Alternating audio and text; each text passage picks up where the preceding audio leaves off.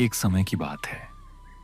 पंजाब के हरे भरे इलाके में एक गांव था जिसका नाम था ढोक राजा। यह गांव चारों तरफ से खेतों, कुओं और पहाड़ियों से घिरा हुआ था, लेकिन इसकी सबसे खास बात थी बेर वाला कुआं।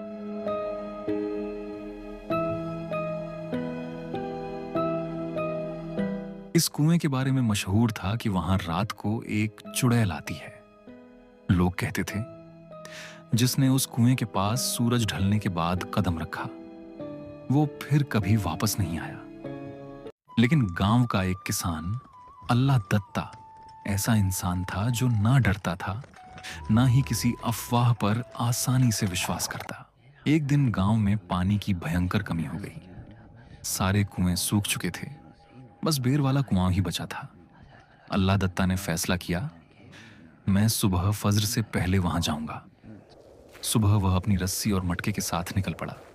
कुएं पर पहुंचा ही था कि अचानक एक आवाज आई, पानी ले जा रहा है, लेकिन कीमत चुकाए बिना। वह मुड़ा। सामने सफेद कपड़े में लिपटी एक औरत खड़ी थी। उसकी आंखें खून की तरह लाल थीं और आवाज जैसे कोई पुराना टूटा हुआ वाद्य बज रहा हो। यही थी चुड़ैल।